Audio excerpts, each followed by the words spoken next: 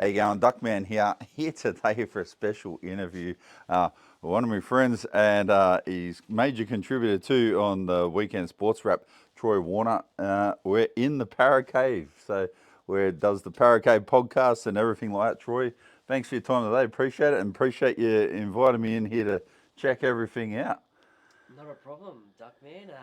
Lovely to have you here, and really appreciate the opportunity, and happy to show off the ParraCave. Yeah. So tell us about the history of it. How did you come about putting it up? You told me you've been here now for what, 10 years or something like that. So is this something you had in a project in your head? I want to do this when I was younger, or when did the idea come to your mind that you're going to start to build like a shrine for Parramatta? Well, to be honest, where I am now, we sort of got lucky. So, in terms of space-wise, so it all started as every young kid would do, I guess, in their bedrooms, I guess, have posters up on the walls and jerseys and whatever. So started there, and then just that was in the family house, and then as you get older, you move out, and so I was at a townhouse previously to this, so only a little single car garage, so and then the spare bedroom upstairs, and then we moved here about 10 years ago this October, and nice big 2.5 car garage, and there's probably still not enough space for everything, but I guess the idea just sort of came from, man cave, ParraCave. Yeah, It's got the fridge, the TV. yeah, Come out here, watch some games, and hang out, I guess. yeah. So what real, like obviously been Parramatta fan your whole life, right? Yeah, Yeah. definitely, yeah. So I remember back, I'm trying to think when it was, might quantify, might be the late 90s, early 2000s. If you remember, there was Parramatta Jesus, right? So John Ryan. So I went to school with John Ryan Okay. actually, so Cambo. Yeah. So, and the way he transformed everything he did, just phenomenal, and just went, oh, that's mad. So he was the first really NRL supporter outside of, I suppose, like real legitimate hardcore guys like Laurie Nichols and that. He's the first like casual fan that went and did that anywhere. I haven't seen anyone else do that. You got the mascots that did stuff for different clubs and that, but they were in paid positions. He was a casual fan doing that. Did that really inspire you to? I've got to do something here now. This wants me to go on and kick on with that. No, not really, to be honest. Look, he was great, and there's been many a call from para fans and people that I know as well that say, oh, let's bring him back and stuff like that. So, he really created a massive vibe at the ground, doing his Hulk Hogan wrestle, Yeah, moves and stuff like that. When Para scored a try and stuff like that. No, I guess it's just, I guess for me, I guess it was just you buy one jersey, you just start yeah, slowly collecting stuff, and then I guess when you have an idea as such, then that's how you put it all together. yeah, I guess so. No one, I guess, really sort of inspired me to do it. I guess the only inspiration I probably got was every bloke wants to have a man cave, I guess, yeah. a place to get away every now and again. So that was probably the inspiration, and the fact that I then had so much Parramatta merchandise and memorabilia. I guess that's how it turned into the ParraCave. So Yeah, it was an obvious one to do. yeah, So, so you would have been collecting merchandise, like you'd be a bit of a hoarder with sports stuff like myself. So by the time you decide to put the idea into the concept of let's make it happen, how much gear did you have? Because I've got some pictures of how many jerseys you got up on the wall now on Coat hangers. You must have like best Yeah, part of 50 to 100 for sure. yeah. I think it's about 78 or something at the moment. I think. Yeah. I've got my first jersey hanging up there on the wall there. Yep. The 1986 jersey that I wore as an 8-year-old. That's when I first started supporting Parramatta. So, Yeah. 86 grand final was the first vivid memory of watching Parramatta. Um, so yeah, that's my first jersey, and then yeah, it's probably about 78 of them. Some special ones, classic ones, and I guess the last probably 10, 15 years, maybe 20 years, probably that's when you sort of I started seriously sort of, I guess, collecting. Yep. Is where most of the majority of the things came from. But back from that day in '86, that's probably as I said before, you buy one jersey and then um, it just slowly increases over time, and then Yep. I guess now that I've got this place, I guess it's just want to add them to the collection. So then you're going out and buying them, or I even have people send me messages saying, "Oh, do you have this one? Or are you interested in buying this one? Or this Yep. and that?" And so yeah, I guess it just adds up over time. Yep. So yeah, so that's what I was going to say. We would have picked up a fair bit of stuff here as well from other people. So you got a few signed jerseys. Now looking at these ones, you got a whole range from some from in the 80s, 90s. I see you've got what was the blue and gold one there that their little Masters thing wore when they had that game for Legends game back. I can't remember when that was because Kenny and that was still played in that game. That was like in the 90s, I think. How many of these jerseys do you think, like, have you got any hand-me-down play jerseys where they actually, I've worn these, here you go, gonna, like, give this one to you?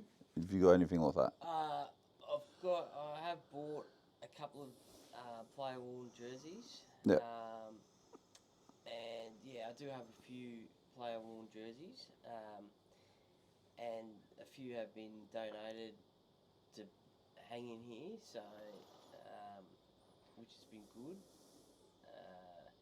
So um, I've got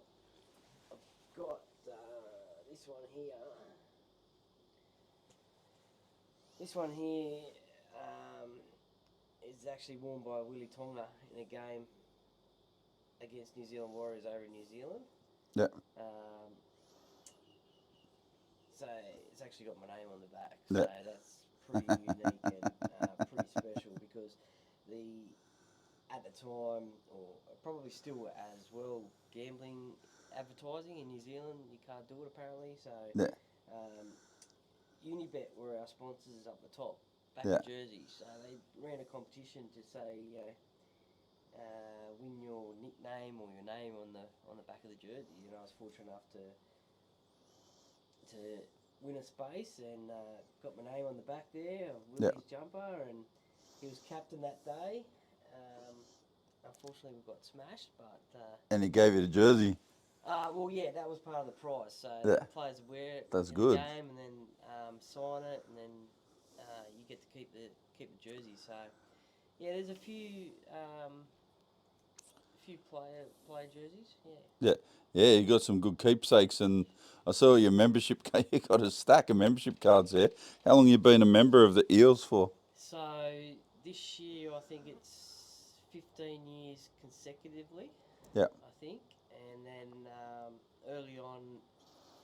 early on when probably memberships weren't a massive focal point like they are sort of now for fans. On and off, 10 years here and there. So, yeah, but yeah, definitely they all, as you can see, they all add up. They become a bit of memorabilia yeah. after the season finishes, and so yeah, I think this year 15 or 16 consecutive years. Yeah. So did you go through the whole process like when I was growing up and I did it? So Warrington Public School, Cambridge Park High School and all that. I collected footy cards all of the way through, footy cards, cricket cards, all this sort of stuff. Did you go through that? So you got some footy cards here and there. Did you like chase them fervently back in the day and collect them? Yeah, so that's one of my biggest regrets in life actually, is because I used to have like the big 4 litre ice cream containers, Yeah, full of cards. yeah, Um, I don't have that many now, so I yeah, don't know what happened to. I don't know where they went, but we all see these days the love of the card business, yeah, be it rugby league, basketball, yeah, NFL, whatever. So I wish I would have kept all those. yeah, At the time, I don't know why I got rid of them or what, but I definitely was back in the day a footy card collector. It was one of the best parts is you get a pack of cards and you yeah. open it up and that smell of the little The little Stimmerol Chewy or whatever it was. Okay. So that was always a highlight, and you're playing flicks against your mates to Yeah, win cards and stuff like yeah, that, and but so back in the day, definitely yeah, was a collector. I've got a few cards now, yeah, just Parramatta cards. yeah, Not so much NRL cards, but I've got a few Parramatta cards that I do have now. Um, so but I don't actively go out and buy the packs yeah, anymore, or um, I'm not really a card buyer. yeah. So I like being an older guy now because I've got a bigger budget for all this sort of stuff. And I did the same things you did. So collected cards for years, got into being a young adult, went, probably not going to need these anymore, chucked a bunch and then went, oh no, you know what, the fire's still burning. So I found some of my footy cards, some of them I chucked, all my cricket cards are chucked and realised, I've thrown out like, when I looked at dollar value now, probably $1,000 worth of stuff, just like, I don't need that anymore. But to get the replacements of those cards now, as It's hard ridiculous. as anything, right? So and they Yep. got like a fair bit of price value on it too. So it's just something just never stops with the collectible stuff. So even outside of that, you got a lot of other stuff. You got glasses and everything. You got who signed your blade boot there?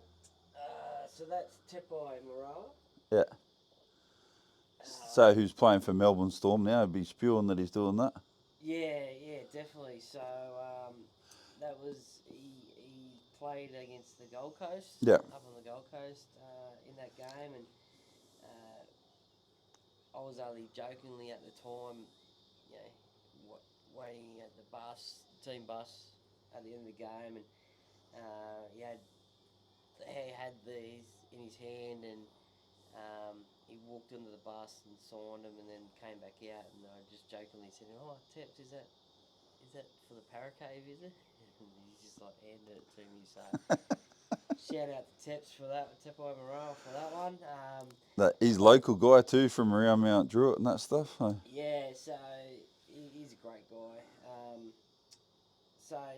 That's Teps boot. It's pretty big. it's a bit too big for you there, Yeah, Troy. big for me. So that's a little bit of I guess unique sort of memorabilia. But there's coffee cups, there's glasses, hats. I've got 50 plus hats. Yeah, You get a membership hat every year, and yeah. just other hats as well. What else? Like obviously, okay, Flags, team pictures. 20 years of team posters, mud flaps for your Yeah, car, coming in every NRL teams. yeah, Shout out to fan mud flaps, calendars, yeah.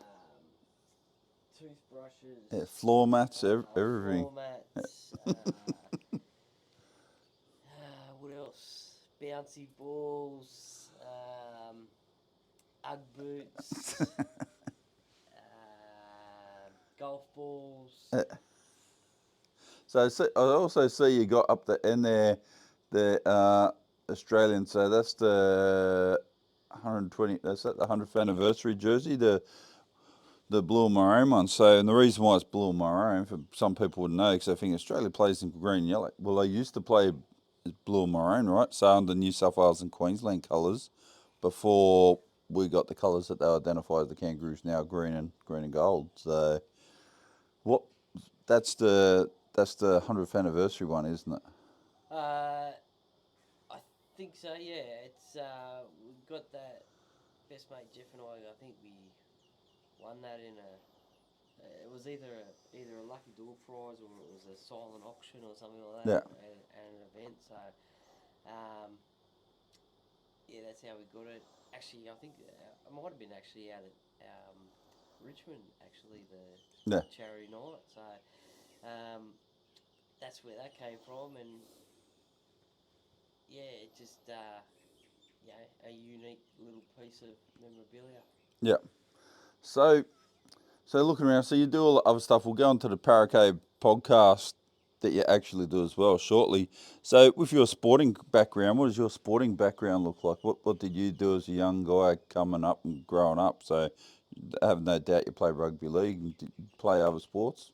Yeah, so I was a Penrith Waratahs junior, Yeah, um, under nines to 15s, I think it was. yeah, I wasn't the world's best player, to be honest, but did have the unique thing of winning a uh, combined sort of premiership. So uh, we had a draw, I think it was in the grand final, under 12s, and so obviously no replays for kids, and yeah, I think we did all the overtime and stuff like that, and it still ended up being a draw. So um, both teams won the premiership that year, so yeah, that was a bit unique. So yeah, really enjoyed that, and also dabbled a little bit in cricket as well. yeah, A few seasons, not very many at the Penrith PCYC. yeah, Um, Gave that a bit of a go. That was yeah, okay. Again, I wasn't the world's best cricketer yeah, either, so. But yeah, probably just those two really.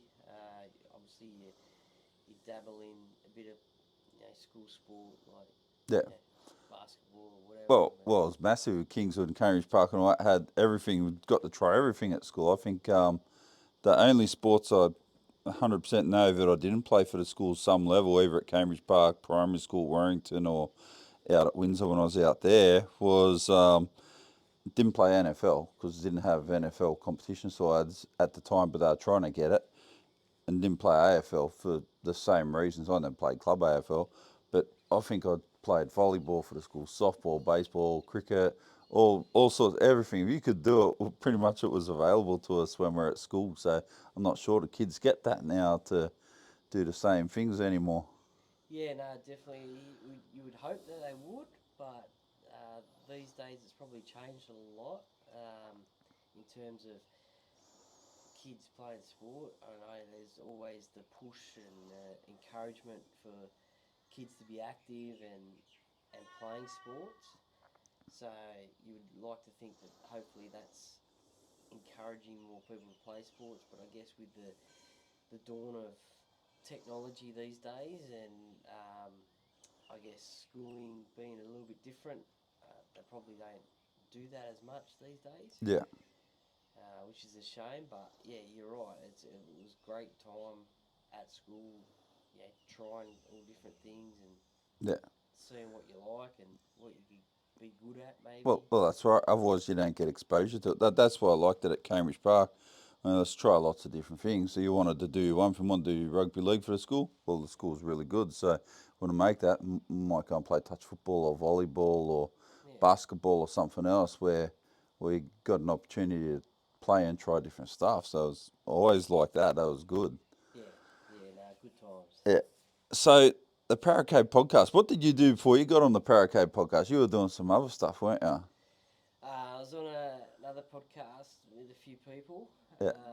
for a little bit.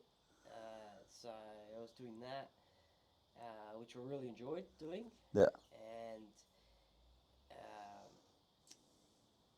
I then left that podcast, and then I thought, okay, I really enjoy what I'm doing now, or doing then the podcast. So I thought, I think I could probably do this myself. So I got a little bit of help from a few people in terms of what equipment I'd need and how to set it all up and do it like that. So I got a lot of help from a few people that were already doing podcasts. Um, so very appreciative of that. And then I thought, okay, yeah, I'm going to do it.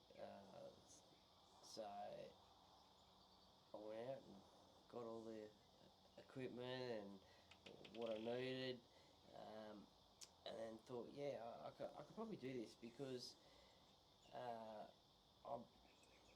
I'm probably not an expert at interviewing, but the one thing that I felt that I missed out on the other podcast was asking the questions that I wanted to ask, I guess. Yeah. Obviously, I got to ask a couple of questions here and there, but with four or five people on the one podcast, you don't get to necessarily ask all the questions that you want to ask. So Yeah. that was one thing that I enjoy doing now is me being the sole person asking the questions. So it kicked off probably in 2020, I think it was May 2020. So around when COVID hit, that's when this really blasted off with a lot of podcasts and that stuff. Yeah, definitely, because as you're aware, and as everyone was aware, there was lockdowns and stuff like Yeah. that, so you couldn't go out. Like we can now. So people had to come up with ways of keeping themselves entertained and done, Yeah. and so as you said, there was a big burst of new podcasts coming out. I was one of them. Uh, So that was the reasoning behind creating the ParraCave Podcast. Yeah. So it's a good way. Do you remember who your first episode was? Yeah, I do. It was Hayden Knowles. So Yeah. Hayden Knowles and I think the NRL physio as Yeah. well. I think So Hayden Knowles is a strength and conditioning and fitness trainer for Parramatta, was doing that. I'm pretty sure he was doing it over Western Reds too when they kicked off, and Mark Isle was over there as well in 95, 96. He's done. No, I think he started at Parramatta.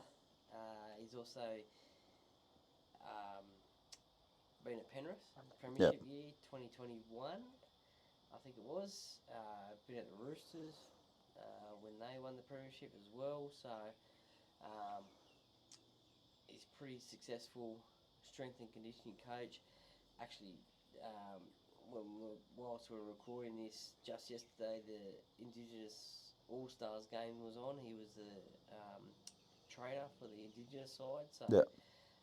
he also is a trainer for Brad Fittler in the New South Wales State of Origin sides as Yeah. well. So he's done that for the last few years as well.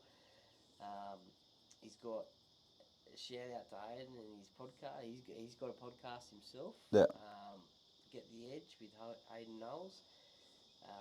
So that's more of a sort of a leadership communication sort of podcast from an athlete's side of things. So Yeah. some really good, interesting interviews there. But when I chatted to Hayden, it was more sort of like his time at Parramatta and in rugby league as well.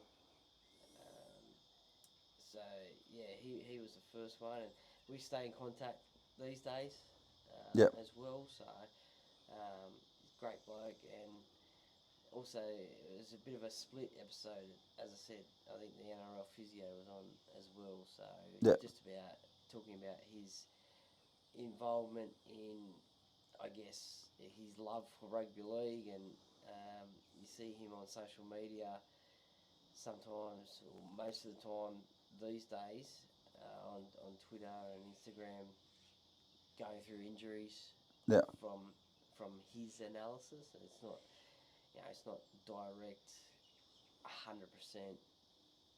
Yeah. So he's talking about how they occurred and Yeah, so how you treat them and stuff. So he obviously knows the injuries that these players suffer. So for footy heads like you and me and others, he'll go through it.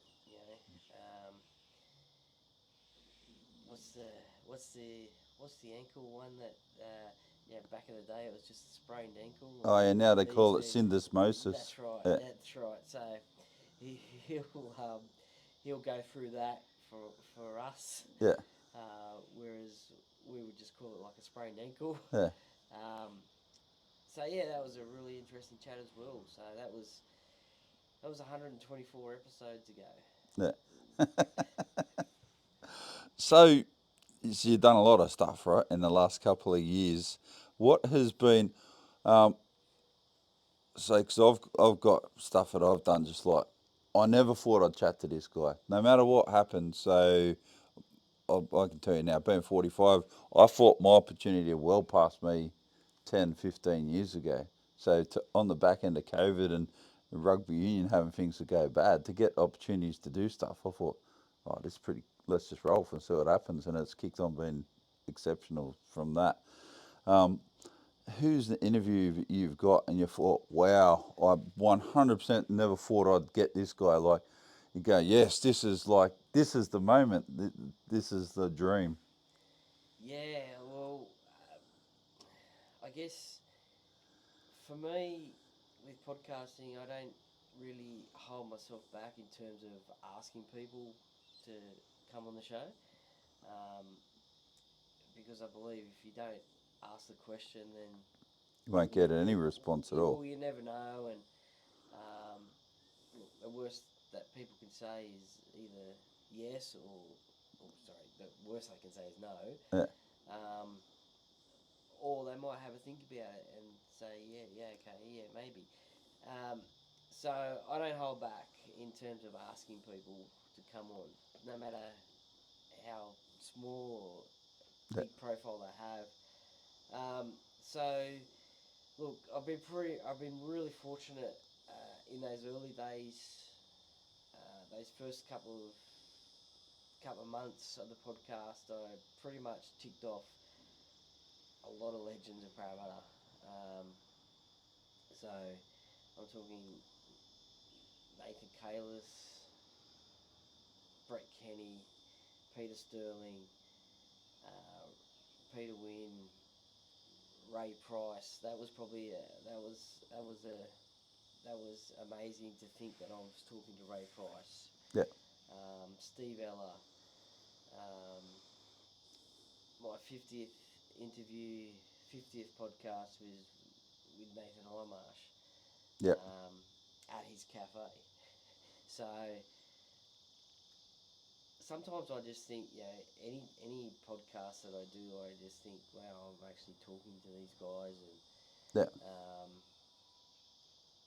about their careers, and you think, yeah, wow, and little old me Yeah. is talking to them. So, but as I said, way back at the start, probably those few Parramatta legends, Sterlo, Kenny, Price, Ella, those sort of guys, they're probably right up there in terms of, you can't believe that you're actually interviewing them. Yeah, that's right.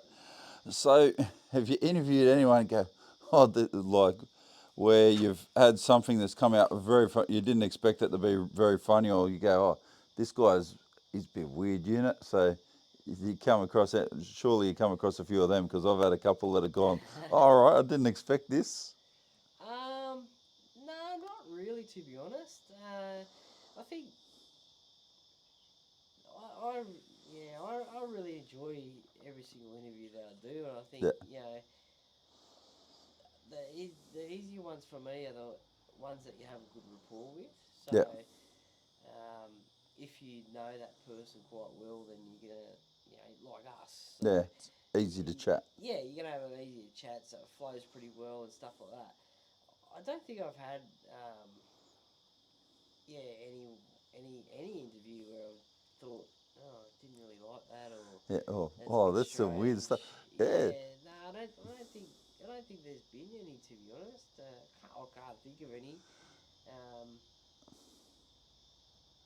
I've had one that I found was a really interesting story and an amazing story, but Yeah. it's not to do with playing career. Yeah. And that was Dallas Weston, former Parramatta and North Sydney NRL player. And it wasn't about his playing career; it was about his personal life, and he revealed to me um, that after 50 years, he finally met his father.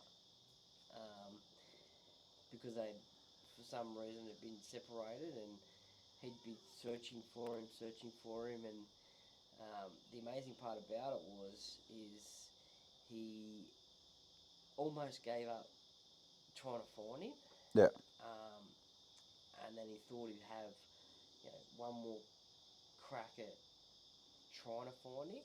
Um, I think, gave him some information or something, so he thought, okay, I'll give it one more crack, one more go, and managed to find him, and um, I just thought, and now they're in regular contact and they see each other all the time, and I just thought, after 50 years, that's amazing for something like that to happen, and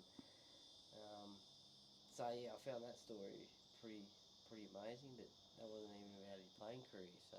Yeah.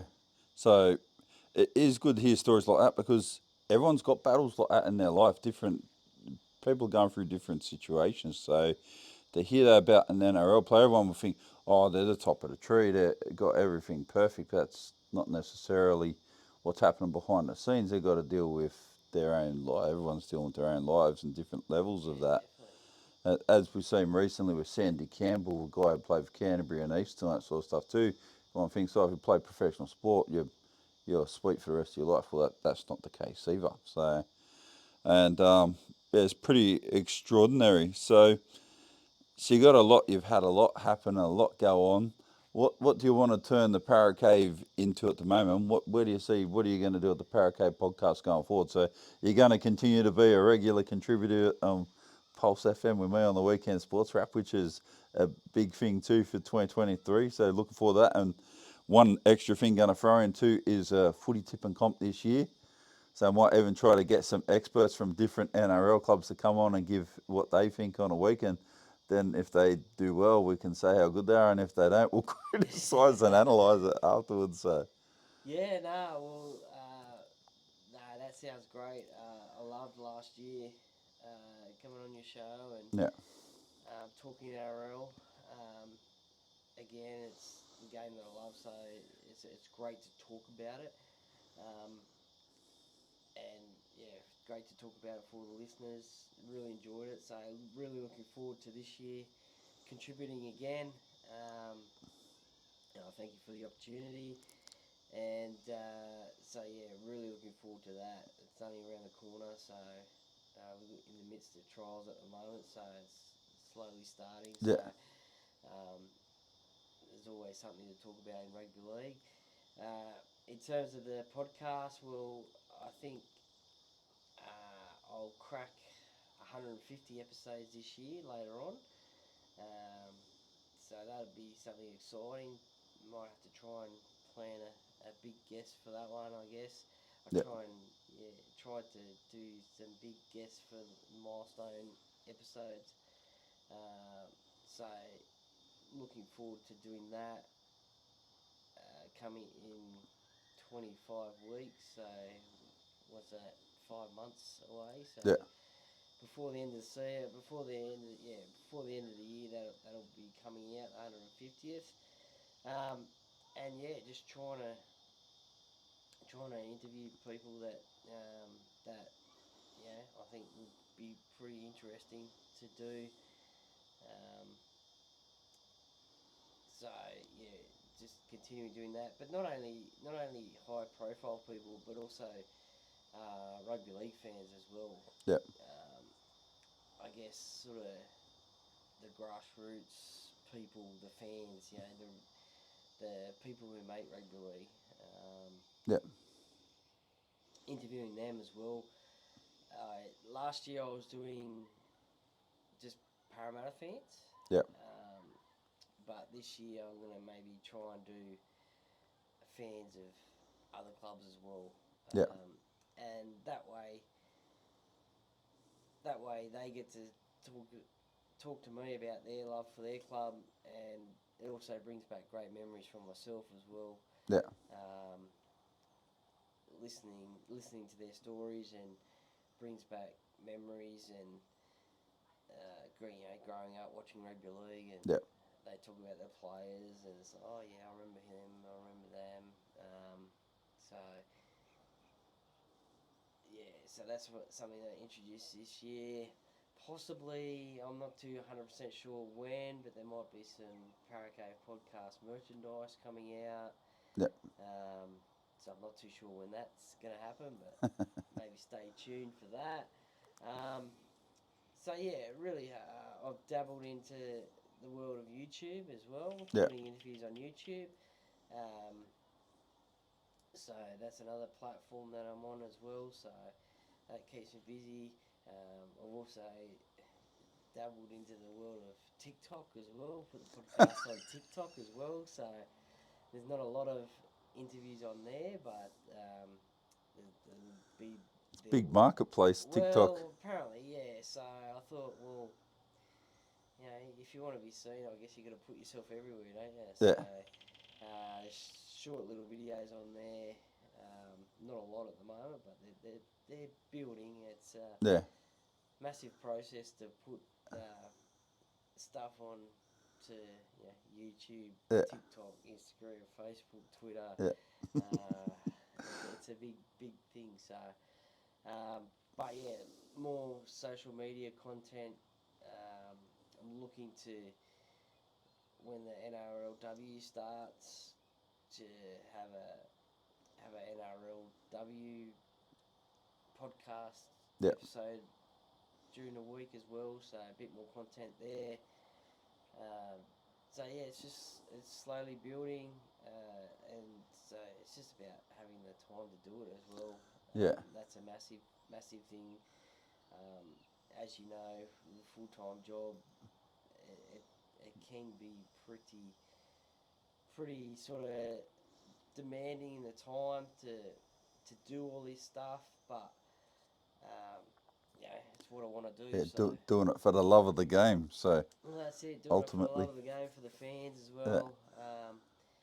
So yeah, and everyone likes hearing stories. So everyone's got a story to tell in all absolutely. sports. So that's why interviewing the fans is good, and even the old players. So I'm trying to engage out to some of the old players from back in the 80s and 90s from a whole range of different clubs, and not all just the top shelf guys. Like the guys that they were good players, but these guys they just fit into the piece of puzzle in the big picture stuff. They weren't like Wally Lewis's necessarily, and that. And those guys have got, some of them have got like extraordinary stories to tell. So I hope to be able to build on that this year Yeah, myself. absolutely. And I think one good thing about the podcast is if you talk to these sort of guys, as we sort of mentioned before, when they're playing rugby league, they're in the spotlight and people know who they are. And then when they retire, they're out of the spotlight, and it can be very difficult for players when they retire to go back into normal everyday life, and some of them have real struggles. Yeah, Others aren't struggling as much because they're high profile players and they get their media jobs and stuff like that. yeah, But that's only a handful of. There's only a handful of commentators. yeah, You can only have so many commentators, and yeah, um, going back on that, it's probably people like Stu Galbraith and talking to Paul Carriage, yeah, those sort of guys. that probably really it's good for them because the fans haven't heard from them in a while. Yeah. They like talking about their careers, and they're excited that someone's actually taken an interest in them. So Yeah. that's one good part that I like about the podcast as well. Yeah. So, looking at all this, what does your missus think about the whole the ParraCave and all your podcasts and that? Does she just go, "Oh, Troy's just doing his thing again. There you go," or does she go, "You're going to change this one day. This is going to become like a family thing"? Well, she gets to park her car in here. She's got the better car than me, but look, she thinks I'm crazy, Yeah. fanatical. But yeah, she likes what I do, and I don't get to keep any Parramatta stuff inside the house. So that's the reason why it's all out here. Yeah. So she said basically you can have whatever you want out here. Yeah. Parramatta wise, but Yeah. no, look, she's encouraging, and shout out to her as well because she was one of the at the time when I started the podcast, she was one of the people who said, "Yeah, well, if you think you can do it, why not go for it?" So, Yeah. without her encouragement, then potentially I might not have done the podcast. So, um, but yeah, no, she's a great follower, and Amanda, she's a great follower and great supporter, and she understands, I guess, who I am and the two things that I do, I guess, the podcast and the Eels. So, especially probably last year, grand final week was probably, she really sort of, it was a bit hectic that week. So, Yeah. with media people coming over to ParraCave. Yeah. Even got little Ella in a current affair Yeah. episode, so it was pretty good. But yeah, no, she's supportive and encouraging, and I really appreciate that. Yeah. So, what's your greatest memory or highlight from all your time being a Parramatta fan? Ooh, jeez. Greatest memory or highlight? Look, the opening of Combank Stadium, that was amazing. Yeah. Fortunately, I was fortunate to be on the field at kickoff. So a lot of fans and members got to unveil a big welcome home banner pre-game. Yeah. And as we were walking off the field, the game kicked off. So Yeah. we were behind the dead ball line, walking off the field, and the ball was coming our way. So that was a pretty cool highlight. But the whole day, that was a great highlight. One memory and highlight that I really enjoyed was my first trip to Suncorp Stadium to watch Parramatta and obviously the Broncos and Semi Radradra, 4 tries. Yeah. And I think Was that in the 59-6 semi final a couple of years ago? No, this was up in Brisbane. It was, I think, 52-34. Yeah. So it was a really high-scoring game. Semi scored 4 tries, and I think all 4 tries were length of the field jobs. So Yeah. he was amazing that night. He's a different beast. Oh yeah, absolutely, and we miss him. We miss him a lot at Parramatta, but I guess we've got our own another Fijian flyer in Micah Sivo, so he's a try-scoring machine as well. So yeah, that night, the opening of Combank, obviously last year's grand final, although the result wasn't the one that I wanted, I and many wanted. Yeah. That whole sort of month was probably a highlight as well. Yeah.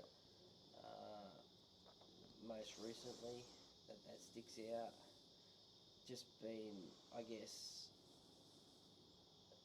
the reason being, I guess, the fan that I am, and the involvement that both Parramatta and I guess the NRL and media outlets wanted of me. That was probably a highlight. Yeah.